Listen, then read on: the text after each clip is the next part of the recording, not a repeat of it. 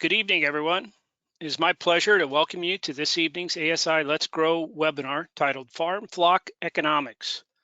I am Jay Parsons, your host for this evening. I'm a professor in the Department of Agricultural Economics and the operational leader for research in the Center for Agricultural Profitability at the University of Nebraska-Lincoln. This evening's webinar is brought to you by the American Sheep Industry Association. We want to thank them for their support and encourage you to visit the ASI website to learn more about the sheep industry and to access the large volume of resources available there to help you be successful in the sheep business. The URL for the ASI website is www.sheepusa.org. If you are not currently a member of the American Sheep Industry Association, I'd like to encourage you to become one. Most people do that by joining their state sheep association. A list of the contact people for those associations is available on the ASI website under the contacts link. There is also a join link at the top of the ASI homepage where you can read more about the association activities and the benefits of ASI membership. I'd like to remind our listeners that this webinar is being recorded. All webinar registrants will receive a follow-up email within the next 48 hours with a link to the webinar recording, as well as a link to access the webinar slides. The links will also be posted on the ASI website in the Let's Grow educational materials. We're slated for about 45 minutes of presentation time, followed by about 20 minutes of question and answer time with our presenter. Feel free to submit questions at any time, including during the presentation, by typing them into the question dialog box at the bottom of your control panel. I will monitor these questions throughout the evening and moderate them to our presenter during the Q&A session after the presentation. You will also have the opportunity during the Q&A session, if desired, to unmute yourself and ask your question directly to the speaker. So with that, it's my pleasure to go ahead and introduce this evening's speaker, Bridger Fates. Bridger is currently the Interim Associate Director for University of Wyoming Extension. He previously served as the Livestock Marketing Specialist for UW Extension. He has been integral in developing and delivering many successful sheep economics workshops for UW Extension, as well as partnering with many other states to deliver similar programs. He received a Bachelor of Science degree in Agriculture Business and a Master of Science degree in Agricultural Economics, both from the University of Wyoming. On behalf of everybody on tonight, Bridger, I'd like to thank you for taking this time this evening to share your considerable expertise with us. I know that you've done some great work for ASI, in particular with the economics and budgets and cost of production, and we're really looking forward to your presentation. So with that, I'll turn the floor over to you, Bridger. All right, sounds good. Well, it's a pleasure to be on, and I want to thank ASI for inviting me to be a part of this webinar series. And hopefully, as we go through tonight, you can find some things that will help you in terms of managing your flocks and understanding some of the economic principles behind that. So I will talk about just some basics of farm flock economics.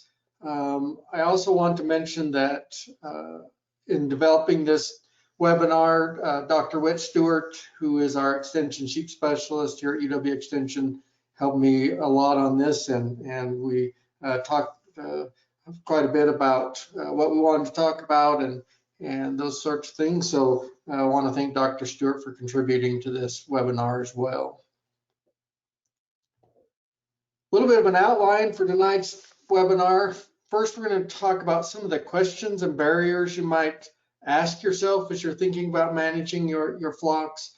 Then really hit on cost of production and how you might utilize that. Then we'll look at some of the tools and resources that are available for making economic decisions. And then finally, we'll finish up by evaluating some potential strategies. So we're going to look at 3 or 4 different strategies that you as a farm flock producer might be interested in thinking about. So how do you make decisions, management decisions now? I mean, there's lots of questions you can ask yourself, and some of these are more focused on that management and economic side. Certainly there's questions that you're continually asking yourself as you're producing sheep and lambs that, in terms of genetics and and what to feed and how much to feed and when to lamb and all those sorts of questions. But, some questions that we thought might be pertinent to think about tonight. Would utilizing a terminal focused RAM improve my bottom line? That might be a question some of you have. Could I manage my coal use differently to improve profitability? We'll talk a little bit about that later, and thinking about how, especially a farm flock operator might have a little bit more opportunity to take advantage of some of this, the coal ewe marketing differences. Another question you might ask yourself is, could I use short-term ewes and sell all my ewe lambs? Or something as simple as, should I interseed my pasture with the legumes to reduce fertilizer expenses? So there's lots of other management questions you can think about. These are just 4 that we're going to use for some examples tonight. But as I'll talk about a little later, coming up with these questions might be your biggest challenge. So some of the barriers to being able to answer those types of questions.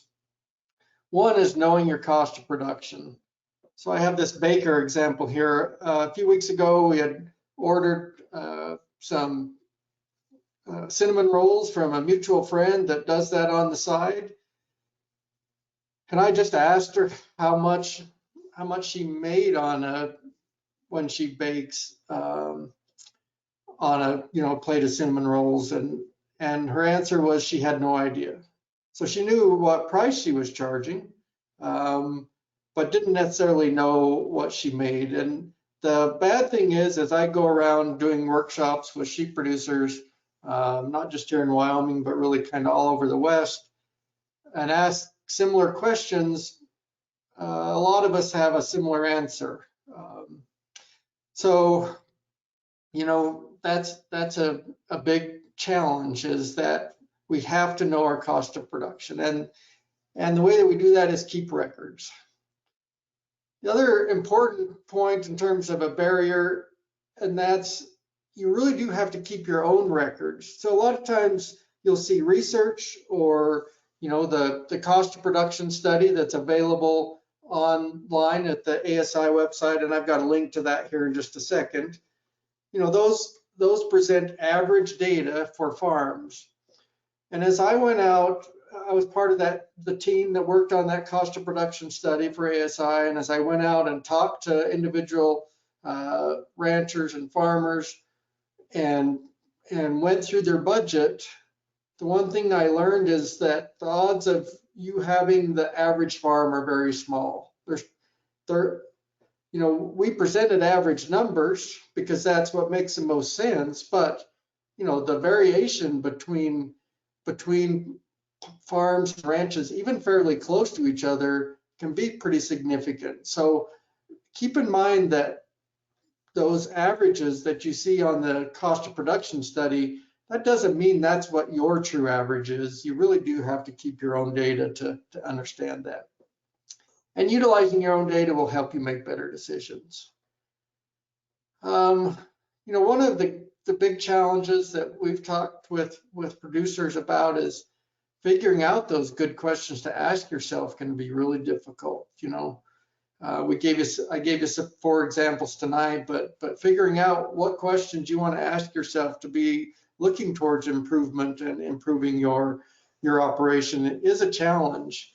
And one of the things you can look at is certainly research. And so we've spent some time thinking about helping producers understand how to evaluate that research in their own operation, and I'll show you some of that. And then show you some of the tools in terms of that cost of production model, and then the Wyoming Ranch Tools site, which I've developed and worked with others to develop some tools on there that can really help you make decisions in your farm flocks. So in terms of cost of production, what's the best method? QuickBooks, Quicken, Excel, some custom software, written ledger, or others. I don't think it really matters which one you choose. You just need to use the one that works for you and the one that you will use on a consistent basis. You know, if you're intimidated by one of these, then it's probably not the best one for you to use. Use something you're comfortable with, so you'll do it. Otherwise, we'll be tempted not to keep track of that economic data. In terms of what categories you should track to get at your cost of production, that US baseline cost of production model, again, I'll include the link here in just a second, from 2018, is a good place to start. It really does list out the categories that are many categories that you might want to track in terms of tracking the cost for you. Certainly as farm flocks, there's going to be some costs listed on that model that you won't have. And there might be costs that you want to track that aren't listed. You know, that's fine to add those in. It's just a good place to start in terms of trying to understand what needs to be tracked to get good financial records. And with that, you can get to a unit cost per ewe to really understand how much it's costing you per ewe to raise your lambs. So unfortunately, cost of production isn't the final answer in terms of how your farm is doing overall. Certainly for most producers, that cost of production, that enterprise analysis is really as far as they go most of the time in making decisions. And you can make a lot of good decisions that way. But in order to truly understand, you know, farm financial, your true farm financial picture, you really do need to work with financial statements, and that might require you working with an accountant to do that, unless you have that skill set that's available. And there's some resources that we didn't have time to talk about tonight in terms of financial statements. You know, University of Wyoming has some good bulletins that work through those statements, as well as several of the other universities. So take a look at some of those. So this is the cost of production study with the ASI. The link is here. You know, we don't have time to go through each category tonight.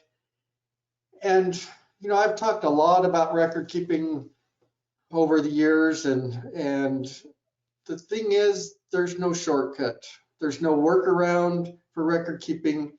You really just have to buckle down and do it. And I realize that, you know, a lot of you, that's not the part of raising sheep that you enjoy. You know, is sitting down to the computer and making sure you have all your records squared away, and making sure that, you know, you go through your checkbook and allocate the right cost to the right unit that you're working on. You know, that's not necessarily your favorite thing to do. You know, a lot of you are more interested in you know, creating genetics and managing that, breeding, those sorts of things. That animal husbandry aspect really appeals to you more. But record keeping is important. I don't have a shortcut or a workaround to give you. You just have to do it. So in terms of decision-making tools, this is the link to the tools that I'll be talking about tonight. It's uwyoextension.org/ranch tools, or you can just Google Wyoming Ranch Tools. It's the first thing that pops up when you do that as well. So in terms of the tools, there's several tools. We won't talk about them all tonight, but there's several up here that we'll talk about. We're going to talk about both the partial budget tool, and I'll show you an example using this net present value tool. So I'll save those. We won't talk about the break-even budget tonight, but it's a way to look at market timing. If you want to change the timing of your marketing of your lambs, it might be something to use. The bull valuation, you know, is certainly not applicable to you. The cow valuation tool, if you click on cow valuation, there's actually two tabs on that calculator. One that's a U valuation tool and one that's a cow valuation tool. So the U valuation tool is very valuable, and I'll show you how that works tonight. My brother and I had developed this cull cow marketing tool. Really, my brother had developed over quite a lengthy career of his, and then I helped him adapt it and put it on this site. And as I'm going to show you tonight, I think there's really an opportunity develop a ewe marketing tool as well, a cull ewe marketing tool. And really the data with ewes looks really similar to some of the trends that we saw in cattle that can also help sort of farm flocks and farm producers potentially add some revenue to their operation. So I'm going to show you that data tonight, and I will tell you that there will be a ewe marketing tool coming soon to the website. Price slide calculator, probably not that important to this group. The genetic investment calculator looks at helping you decide if you buy a ram, how much more you need to make on your lambs to break even on that. The stocking rate tool, certainly you can use that in terms of understanding past utilization of your pastures. And if you're going to be putting in, feeder lambs versus rams versus ewes and lambs, you can use that tool to help understand length of timing and utilization in your stocking rate. AUM value tool, probably another one that's not that all that important to you tonight. And then market comparison tool. For some of you that have been selling online or selling on the video, it is a calculator that you can use to help understand whether that video sale makes more sense to you than your local market sale. So it's a way to compare markets with apples to apples based on differences in shrink, differences in hauling, differences in video charging, those sorts of things. All right, so I think that's the main thing there I wanted to cover. And we'll go through some examples, like I said, tonight, and hopefully they'll make a lot more sense. The other thing I wanted to talk about, though, is the Got Sheep YouTube video series that I worked on and completed with a team of others, including Dr. Stewart.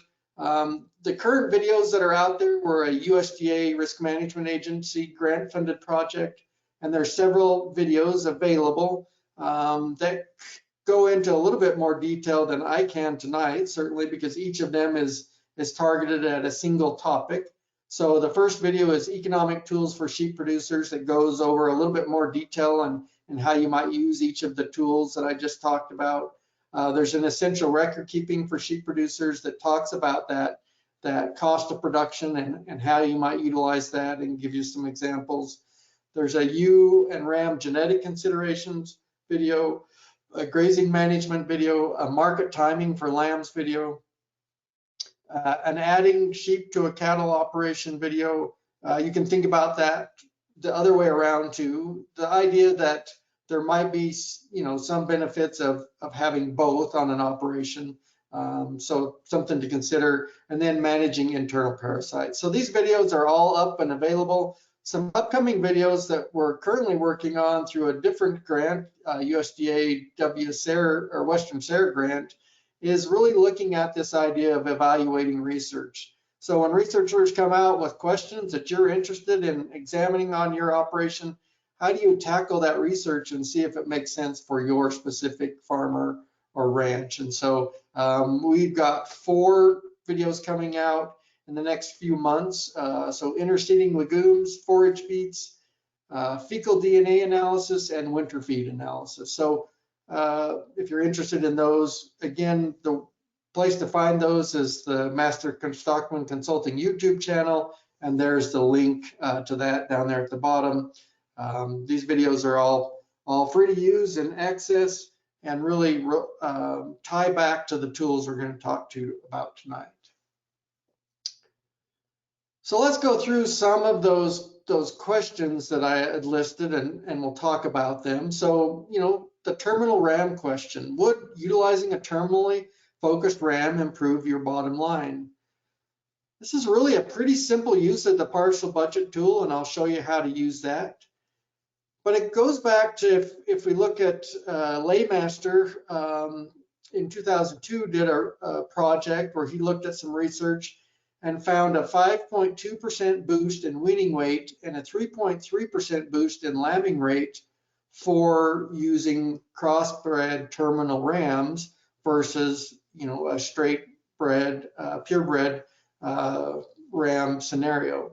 So, you know, for some of you, this isn't interesting at all. You're wanting to produce purebred lambs. You might have a market for that. You might be selling some ram lambs out of your herd. So I'm not trying to convince you that's the right question to ask yourself. But there might be some of you that have just been using purebreds because that's kind of what you had done in the past, but you're just selling your lambs, you know, to the commodity market. So it might make sense to look at a terminally focused ram. So this is the partial budget tool, the way it looks on the Wyoming Ranch Tools website. And it's really pretty simple in this example, especially if we're just considering, if we're going to assume that the ram that we buy as a crossbred ram, terminal sire, is similar in price to the ram that we're buying as purebred. So if there's differences in price, you can add that in your analysis up here in this additional cost section. But for tonight's example, I just assumed the rams costed you about the same amount of money. So what's the difference in return if you're using, you know, the same number of rams? So I assumed that you would get 54 head of lambs. So that's a ram covering 30 ewes and a 1.8 cat or lamb crop. So that's 54 head and a weight of 70 pounds as a starting point. So if we look at that, those units, that's 3,780 pounds at a unit, well, a price today, I'm being pretty conservative at $2.40 there, but I just wanted to give you a conservative number that we can look at. How many years can I say I'm being conservative at $2.40 a pound? Not too many, but this is one crazy year in terms of market price that you're all aware of. So we can be conservative at that number. So if we look up in the additional income section, based on a 3% improvement in lambing rate, that means that we'll have 55 head of lambs to sell. And based on a 5% improvement, or that 5.6% improvement in weaning weight, those 55 head will now be 73.6 pounds. And so our total value now is $9,674, or an increase of $602 per ram. Moving towards that terminal ram program. Now, you know, there's definitely considerations that you need to think about before you move to that in terms of, do you need replacement ewe lambs, and, you know, other considerations like that. But, you know, this is just an example of how you might utilize this analysis to see if that is something that might work on your farm flock operation. All right. So the next one I want to talk about is coal ewes, and I think it could be a real asset for farm flocks. Certainly, a lot of times you have more flexibility with your coal ewes than a range type flock scenario or a large ranch flock. And you might even have some flexibility to even purchase some of the coal ewes coming off of those range flocks or larger ranch flocks and manage those within your farm. So one of the things that's really interesting as I took a look at this is there is an extremely consistent market timing signal for us in the coal ewe market. And at times, and this year is certainly one of those times that we've seen that, heavier fleshy ewes are rewarded in the market. So by putting weight onto ewes, you know, in general, as we put weight onto animals, the price per pound goes down. But there are times when, as you put weight onto ewes and body condition onto them, that the price actually goes up per pound. So you're adding pounds and getting a higher price potentially.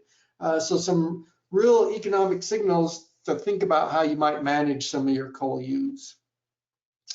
And like I said before, we'll definitely have a coal ewe marketing tool up on the Wyoming Ranch Tools site here pretty soon, so you can check back on that.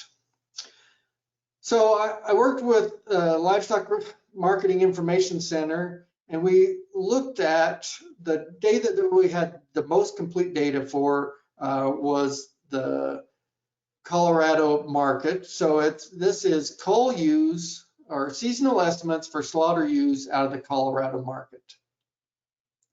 And we looked at a 5-year, a 10-year, and an 18-year time frame. And the thing I want you to look at is there are some slight differences between that 5-year line, which is the blue line, the 10-year line, which is the red line, and the 18-year line, which is the green line, but not significant differences. It's been really, really consistent over time. And you can see that the low is in October for our cull ewes, if you're marketing them in Colorado. Now, some of you, I understand you're all over the country, so this graph is going to look a little different depending on what market you're going to. Market timing will be a little different, so we need to be aware of that. And we'll try and add some other market data as we are able to. But for those of you around this Colorado market area, you know, October is really the low. And if we look up here in February, that's really consistently the high in the ewe market. And that difference is actually a 35% increase from October to February.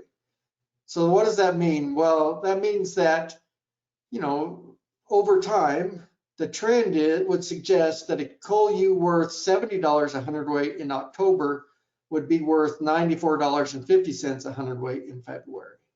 So a pretty significant increase in price. And the other thing I need to make sure I mention is the ewes that we looked at in this data was the good 2 and 3 and 3 to 5 ewes. So these are average flesh to above average fleshed ewes. The utility ewes, there's not as much data on, so it's going to take some cleaning up to get to the same point.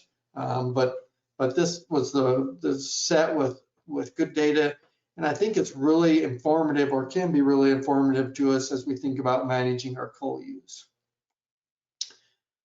So if we put that in a partial budget and we think about it as a farm flock, maybe going and buying some cull ewes from the market, you know, if we went and sat in the auction there in Colorado and bought 20 head of cull ewes out of there, that's this example, and they were 180 pounds, that's 3,600 pounds at 70 cents a pound or $70 a hundredweight. So you'd have $25.20 into those ewes. If you just kept them and fed them a fairly low cost ration through until February, the trend would be that market would go up to 94 cents.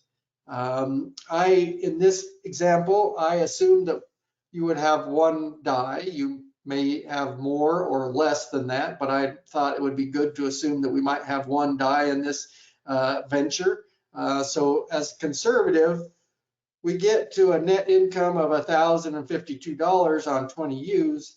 That doesn't account for the trucking, the feed, and those sorts of things, but that's really dependent on your farm, how close you're located to a market, how close you might have access to some cull ewes you can buy, what kind of feed you have available. So I didn't put those in, but essentially this is your feeder margin.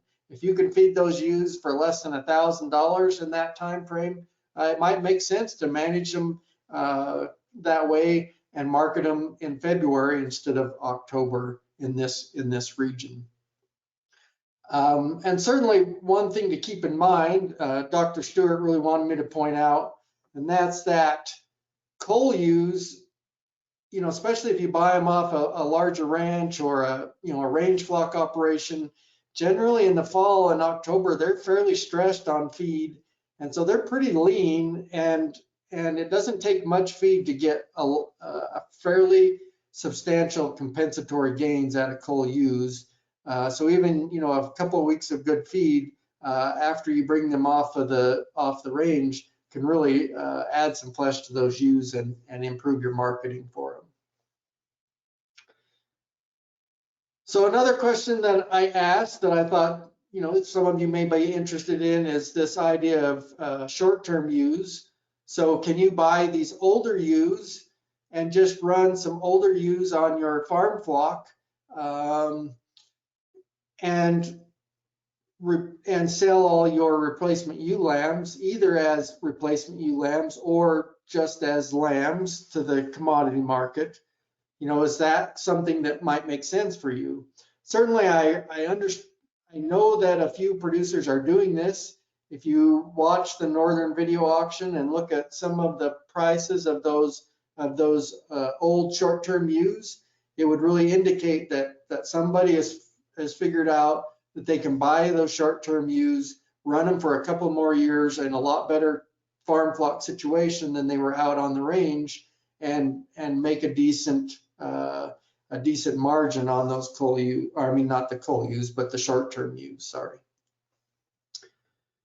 So the way that you would look at that is to use this ewe valuation tool on our Wyoming Ranch Tools site.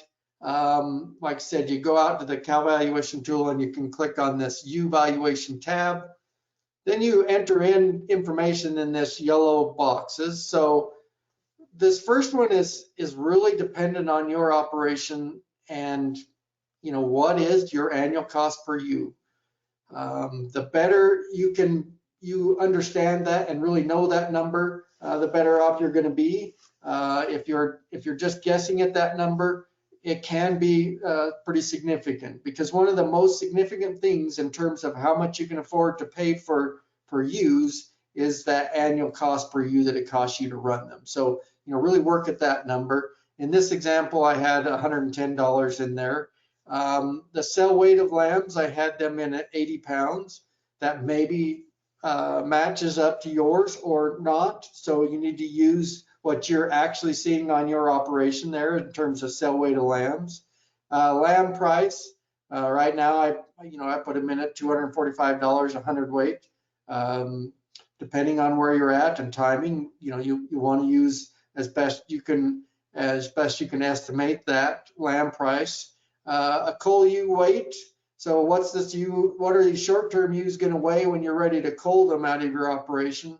A cull ewe price. This discount rate, which can really be thought of in terms of this model as a return on your investment. So if you want a 7% return on your investment, you would use that. Certainly discount rate accounts for some other things, and it's not, if I have other economists on here, they're all jumping up and down telling me it's not the same thing. But I understand that it's not the same thing, but you can think of it in this example as a return on investment. So the way that this calculator works, based on that set of data, you come over here, and if you are hoping to get 2 more years out of those old short-term ewes, maybe you're expecting 3 lambs out of her. So twins 1 year, single the next. Maybe best case scenario, you get 4 lambs out of her. So right now, based on the data in the yellow columns, and if we're assuming constant lamb prices for the next couple of years, if you are going to get 3 lambs out of that short-term ewe, you can afford to pay $340 for to get that 7% return on your investment. 4 lambs, $398.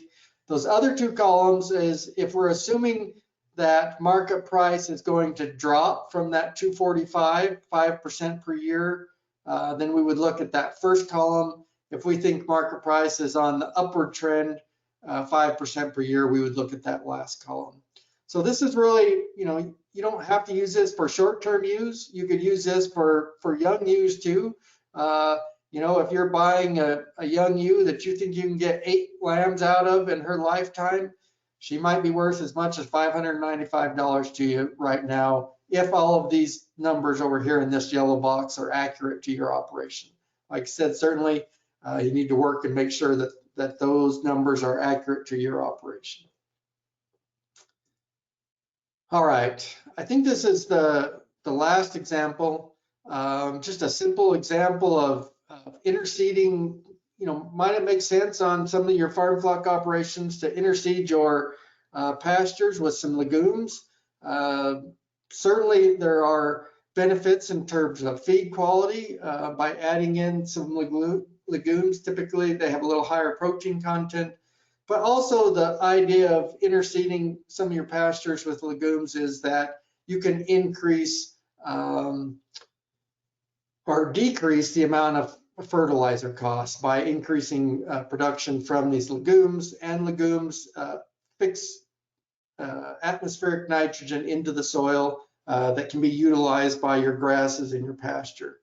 So in this example, we looked at an example of doing this. The seed costs in this example were $151. Glyphosate. So research has found that you're really best to stunt the grass before you interseed. You have to be careful with that and really do your homework in terms of what rate you should stunt it with. But glyphosate was one of the best ways they found to stunt the grass versus mowing or heavy grazing or any of those other applications. But we've got that in there as a cost. So our total cost per acre was $182.16. In terms of increased production, on some of the trials that we were looking at, you could increase production by 500 pounds per acre.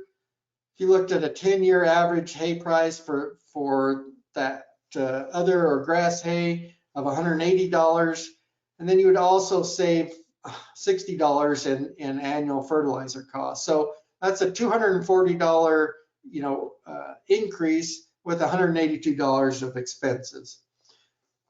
So the last tool I'm going to show you is this net present value tool. If you are making an upfront investment that's going to pay over after several years, this is the calculator you would use. In this example, we said that we were going to add $82 and our investment was $182.16 per acre. We had an interest rate, or again, return on investment is another way to think of that, of 7%. In this example, it is more of a true interest rate. So the annual costs, we're actually saving $60 a year per acre through fertilizer savings. And then in terms of revenue, we increased that a quarter ton at $180, so $45 a year. Now, this interseeding doesn't last forever. The legumes tend to work their way out of the system, and so you don't get that benefit forever.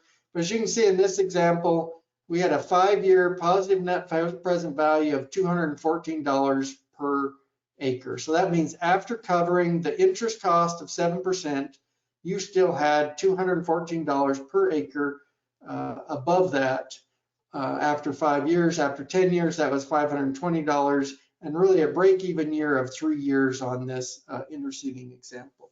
So not something for everyone, but again, might be something you want to consider. So I think I might have got through a little quicker than 45 minutes, but I'm happy to take questions now. I will say those calculators on the Wyoming Ranch Tools site, as we work with sheep producers all over really, it takes some practice to use them, and they're not all completely intuitive. I've tried to include some fact sheets and some advice as how to use them. We're adding these YouTube videos as well to try and teach people how to use those tools better. But if you're out there working on one of the calculators, you have questions, my contact information is on that Wyoming Ranch Tools website. Feel free to email me, and I'm happy to answer questions as I can and help you work through those issues with the calculator. So with that, I guess I'll take any questions. Thanks, Bridger. That was good stuff, and a lot of good examples there for people to think about and to stoke some questions. And we did have some come in while you were talking, and I'll get to those straight away here. But first of all, if folks didn't notice, some some people asked for me to post those URLs, and I did. So the URL to both the ASI cost of production document and the Ranch Tools website on UW Extension, both of those URLs are posted in the chat box. Feel free to grab those there, copy and paste them into your browser and make use of them. They will also be included in the slides that are posted tomorrow after the webinar, so you'll have access to them there. So with that, let's go ahead and entertain some questions, and you can keep sending your questions in using the question box. If you like to type those in there, it's in your control panel near the bottom, and I will get to those in due time. If you have a desire to speak directly with Bridger and ask your question directly of him, feel free to raise your hand and I will call on you by name and unmute your microphone. So let's go ahead and tackle some of these. Some of them came in regards to marketing early on, and we had an individual that has been selling their sheep, both lambs and some ewes at auction, and they're looking to move away from that and perhaps engaging in some direct sales, because they have some large butchers in their area that are willing to work with them, and they want to know how you recommend they approach pricing animals for direct sale. Well, you should price them from an economist perspective. You should price them as much as you can get for them to sell them. But no, so I mean, I think the market comparison tool might be a little bit helpful to look at, because if you're selling direct sales, you most likely won't have some of those costs that are associated with taking your lambs to market. So there's no commission charge. There's probably not going to be really a shrink issue, because people will either be coming on to your place or you'll be delivering them, but more locally. So there's some of those factors that you can calculate using that calculator that will show you, how much value that adds, and so in terms of pricing. But some of that really is, when you get into direct marketing sales like that, is, doing your homework, looking around at some of your neighbors, at some of the classifieds, and seeing what those lambs are selling for in a direct market. And I mean, I don't have a lot of other advice for you. The market data unfortunately, market data for the sheep industry is harder to come by than the cattle industry, certainly. And so, trying to find data to generate where you should be at on those direct sales is pretty challenging. Okay, thanks. And another question that came in early on involving allocating costs, and they just said, for example, medicine and vet costs. Do you average those costs throughout the whole number of ewes that you have, or should you keep individual records? How do you recommend allocating some of those whole flock costs for information purposes? Yeah, so the way that we would do it typically in a cost of production sort of, or an enterprise budget, is to capture all of that cost. So capture the total cost, and then at the end, divide out to get a per ewe cost.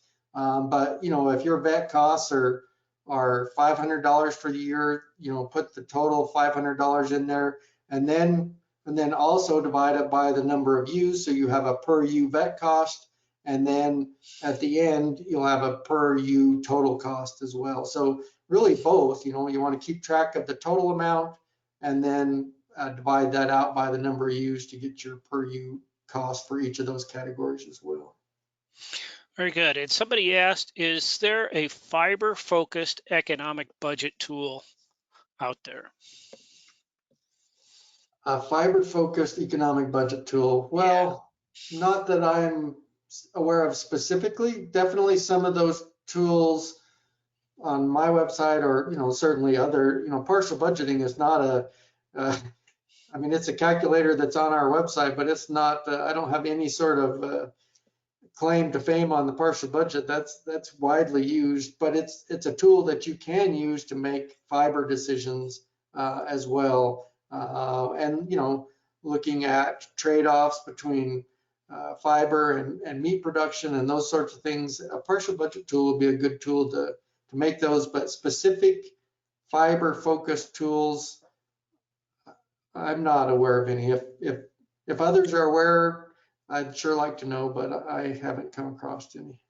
Yeah, I have not either. We did have somebody second that. They said a fiber focused economic tool would be awesome. So we need to get to work on that, Bridger. Yeah. So the last one that came in while you were talking was when you were talking about feeding the ewes, and you had, I think it was right around $1,000 or something, that feed costs that you need to stay under in order to make money on it. Right. But the question was really, does this still hold with high costs of hay and forage in this particular year? And maybe instead of just looking at that direct away, just maybe how you might want to look at that in terms of varying hay prices in general from year to year. Right. And so I purposely didn't put the feed cost in that example. I know that's frustrating for some of you, but there's a reason I didn't, because I know how variable that is between the regions that are on this call. And some of those ewes, you might not even have to put a lot of feed in them. If you've got forage resources to just put them on pasture, that might be sufficient, and maybe a little supplementation there. So people's individual feed costs will vary significantly. So that partial budget, if you look at when the slides come out, kind of look at that, and you can certainly add in those costs that it's going to cost you to feed them or haul them, or different costs associated with that, and see if you can do it for under that $1,000 now. And then, like I said, stay tuned. The cull cow or the cull ewe marketing tool that we're developing definitely takes care of a lot of that for you in terms of helping you work through that process to see if it makes sense or not for you to manage in that way. Okay, I'm going to ask one more question, and then Roger, I'm going to give you a heads up online. You have your hand up. I'm going to go to you after this question. So the question came in regarding terminal rams. You want to explain a little bit about what's a terminal ram versus otherwise? Okay, so I'm the economist, not the sheep specialist, but in working through with WIT on this, terminal rams and really, it's the idea of, if you're using a crossbred program to increase hybrid vigor in your lamb crop, both from weight and number of lambs, those lambs probably aren't going to be lambs that you would want to save as replacement ewe lambs out of those. So the idea of a terminal sire is it's meant just solely to add weight and add numbers to increase the number of lambs that you can sell to the commodity market, or to any market, I guess. But the terminal indicates that you're not anticipating using any of those ewe lambs for future breeding stock. Okay, very good. And Roger put his hand down, so I'm assuming his question is no longer wants to ask his question, but another hand went up. Dave Scott, your hand is up. I'm going to go ahead and unmute your microphone. And Dave, are you there?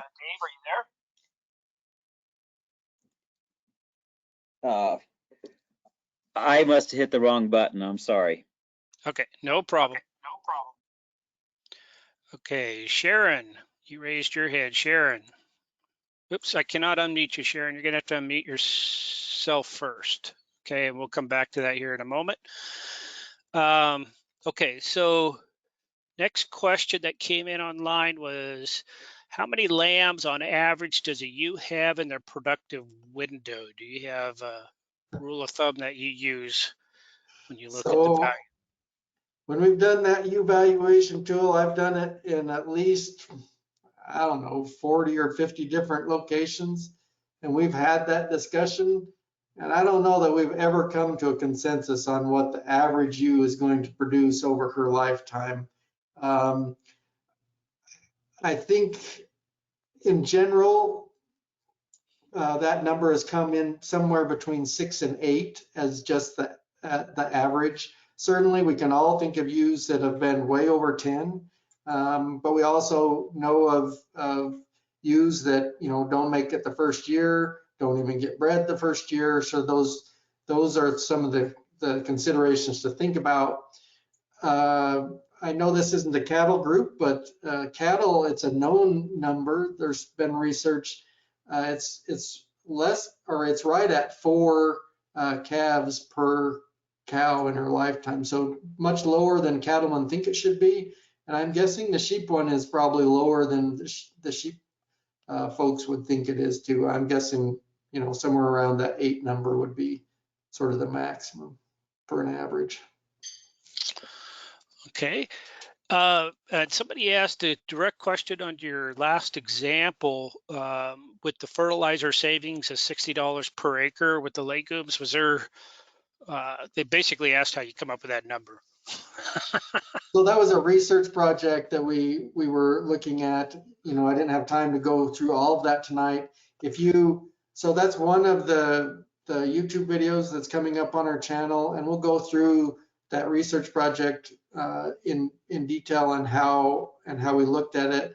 But if you just search on interseeding legumes, there's several good research projects really throughout really all regions of the US that have looked at that. And so you can get a better idea of really understanding how much production you could expect in your area by doing that, and how much fertilizer savings as well. Okay. And we have some, let's see, we have some direct marketing questions, which some of them are in tunes with regulations. I'm assuming you don't know any more than I do on that, right? Probably not. Okay. Let's see. Some people did, we did have an offer from somebody that mentioned the USDA National Monthly Grass-Fed Lamb and Goat Report is a helpful basis for pricing farm direct to consumer lamb. So the USDA National Monthly Grass-Fed Lamb and Goat Report. I'm not familiar with that. Are you familiar with that at all, Bridger? No, I haven't looked at that one. I've looked at the regular USDA monthly market report, but Yeah. So I haven't looked at the grass-fed one. So yeah, thank you, Kyle, for submitting that. So perhaps some people can get some help there with that. Another comment came in on a month-to-month cash flow analysis spreadsheet being very helpful for knowing your cash requirements. You want to speak a little bit in terms of the usefulness of doing cash flow budgets and maybe some of the tools that you have available for that? yeah, I think cash flow budgets are important depending on operation. And some of the calculators, and we kind of I address that in some of those in some of the bulletins that are associated with the calculators on the website. But certainly as cash flow tightens, risk becomes a bigger issue too. And so some of those examples I showed where we used a 5 or a 7% discount rate, if cash flow is really tight, you might want to use a higher discount rate because cash is going to be more valuable to you today than it is in the future when cash flow is tight. So that's some of the considerations in terms of using the tools. In terms of the budget, I don't have a specific cash flow budget on my website. I think utilizing a good set of financial statements with a cash flow budget that are available on sort of other university extension websites is a good way to approach that. Okay, and Oogie provided a link, which I assume is to that report, looking at the URL. And I just posted that in the chat, and it comes with a caveat that the report is voluntary, so not always up to date every month. Yeah. So there's a link to that report in the chat box if you're interested in taking a look at it. Okay, you provided a really nice graph on the coal U market prices in Colorado and said, you know, it could be different in different areas. Question, you had to anticipate, how do you find the pattern of coal U market in our local area if it's not Colorado? Right. So, you know, as I was preparing for this webinar, and really thinking about some of the things that we could do that were unique, that the coal U thing was something that we talked about, and so I had, you know, the opportunity to look at Colorado. My intent is to look at some of those other markets too with LMIC and see if there's enough data that we could generate similar curves for other markets throughout the country. So I'll be trying to put those up and available to folks. And we would include those on that coal U marketing tool. But otherwise, I mean, some of you will have you know, you might not have a full, you know, sort of understanding in terms of what those graphs look like, but a lot of us have a sense in terms of, you know, marketing in those busy times when the markets are low versus marketing in the off times when people are needing coal U's. You know, if you can just watch that over time or go out and look at your market data, you know, over the last 5 or 10 years, you can get at least a starting point there. Like I said, I apologize for not having all of those curves generated. Hopefully we'll be able to generate more and make that available to more regions. Okay, and we have another hand up. I'm just giving you a heads up, Gene. I'm going to go to you after this question. You're self-muted right now, so I won't be able to unmute you until you unmute yourself first. But before that, we had a question on how do you calculate the holding cost for fiber? For example, we have high upfront costs, hold finished fiber for a long time. How do we calculate the holding costs? The holding costs in terms of storing fiber. Yeah, storing their wool for long periods of time. Right, and certainly we've experienced that in the last few years where we've had those situations. It depends on where you're storing it. You know, a lot of folks store it in a co-op. If you're storing it in a co-op, it's fairly easy to calculate because they're sending you a bill, so you get that calculation. If you're storing it on your own, you know, using some of your actual costs is important. I think the other thing to consider when you're doing storage is some of the time value of money concepts that I talked about in terms of like the net present value. You might use that calculator on our website, because when you forego selling your wool, even at a lower price, you know, taking that check and putting it into the bank or investing it in other areas, you will start generating interest on that money. And so you need to make sure you account for that interest in that calculation. But again, I'm trying to think of anybody that has a specific fiber tool to look at that. Certainly, you know, these are some great ideas in terms of some of the fiber specific economics that maybe it's time that I can get with WIT and we can work on some of those and add some tools to the website to look at that. Yeah, and along those lines, Jacob offered that the Maryland Small Ruminant page has a wool enterprise budget, and I'm not sure what all is included in that. I may have seen that, but it would have been years ago that I looked at it. So, so people might check that out and see if that covers some of it.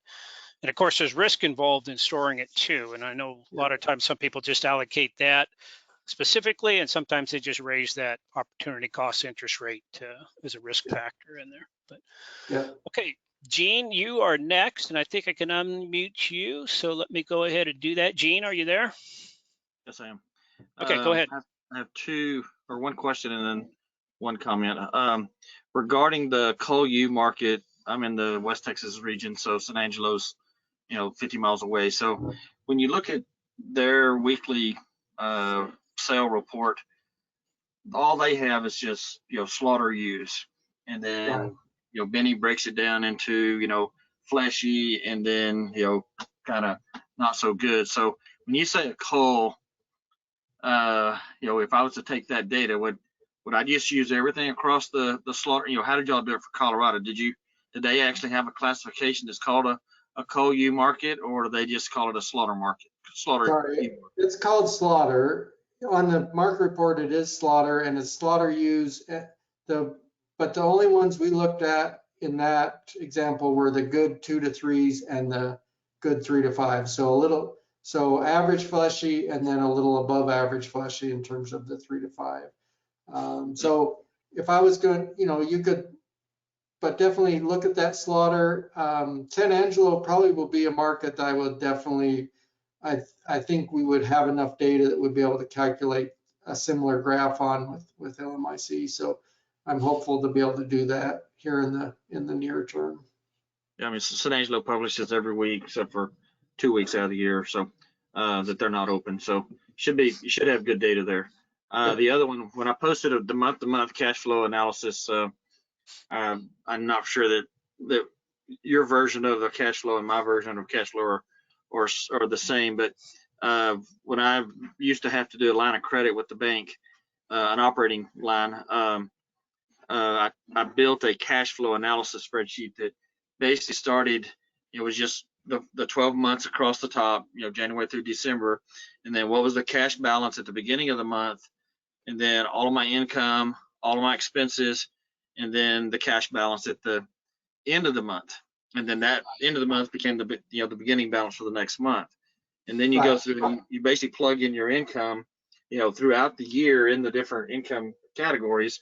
And then you basically do the same for each of your expense categories. And it was quite eye-opening once I got it completed. And then when I sent it to my banker, the president, he was like, wow, this is really gives us a really good view of the operation. And what you'll find is you'll be pretty good with your cash flow out most of the year, but there's 2 or 3 months where you're going to be you're going to have to go and secure some kind of lending if you don't have enough operating cash.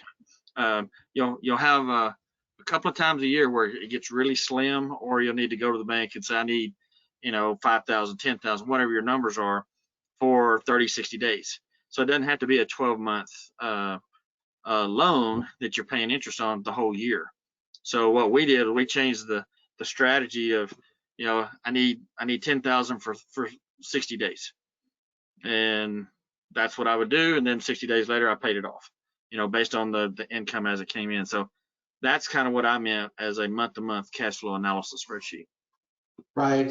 And so, I mean, I think we were somewhat on the same page in terms of if you use, the regular cash flow statement in terms of the financial statements, you can essentially do what you were talking about. You use it as a monthly cash flow statement that rolls up to your annual cash flow statement. And then it becomes integrated with the other financial statements to really help you understand whether you're building equity in your farm or losing equity and those sorts of things. Okay. Yeah, thanks for that question, Gene. The cash flow is really an important tool, especially when you look at the risk of some of those things, right? The uncertainties of when the cash comes in or maybe when the cost shows up. So thanks for those questions. Raymond, you also have your hand up. And Raymond, if you're ready, I'm going to go ahead and unmute you and give you an opportunity to ask your question. Raymond, are you there? Yes, I am. Richard, what I would like to ask you is how much work is the university doing towards hair sheep, if any? Specifically, University of Wyoming? Yes. Not a lot. I think Whit, it would be better if Whit was on here to discuss that. Whit's certainly the one that would be sort of leading some of those efforts. I think he's looked at it a little and has some collaborative projects possibly, but I don't think specifically that UW has got a project right now on that. Well, the reason I'm asking that is we raise registered Katahdins up here in northeast Wyoming, Yeah. and there's getting it's growing with a lot more operators raising hair sheep because of wool prices, hard to find shears and stuff like this, and that they get much better lamb crops from the hair sheep. And I was just curious if the university was starting to pick up on the growth of hair sheep. Yeah, and Dr. Stewart would really be the one to talk to. I know that he did speak at I think it was the National Katahdin Convention in Idaho this That wasn't the national, that was the Rocky Mountain. Rocky Mountain one. So I know that he spoke there, and so he's thinking along those lines. So reach out to Whit and get him involved in a project. I'm sure he'd be happy to work on some stuff. I'll always volunteer Whit for more work. So.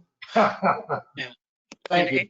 Amy volunteered that he spoke at the hair sheep seminar in Powell last spring. So I don't know if that's the same one you guys are talking about, the Rocky Mountain one or not. No. But No. That is a different one.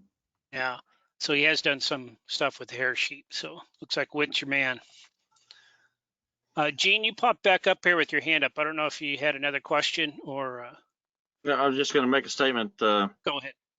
In Texas, I mean, we've got probably not as much of a Katahdin presence, but we've got a huge Dorper presence, which is, hair sheep. So you might want to watch some of the stuff that I think Texas A&M's doing, some stuff on the hair sheep, parasite related items. And so you might be able to find some information. And I was just up in Wyoming last year, and I'm finding that the Wyoming operations and the West Texas operations are just spitting images of each other, weather-wise, and a lot of other things. Of course, you get a lot of cold weather, but the rain and whatever is very similar. So I'm finding there's a lot of very similar operational decisions and things that are very, pretty much the same.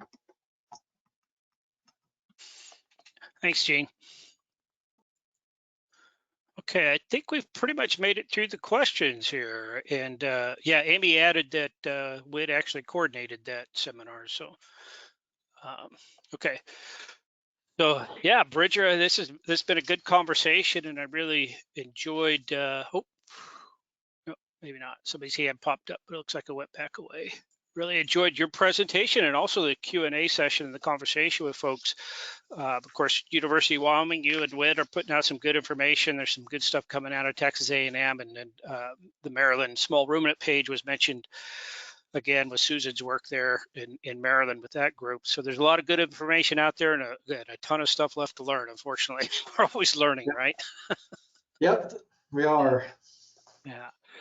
So with that, I'm going to go ahead and close things out this evening. I want to once again thank ASI for providing funding for these webinars, and encourage all of you to visit their website at sheepusa.org, where we post these materials. There's a lot of different educational materials up there for you to draw from. You all will receive a follow-up email that will have a link to the PowerPoint slides that Bridger used this evening, and then also a link to the recording of this webinar, and feel free to share that with others. These are all for public consumption. And then I guess the only thing left to do is thank you, Bridger, for a great presentation and great answers to the questions that came in, and some really good conversation. All right, thank you.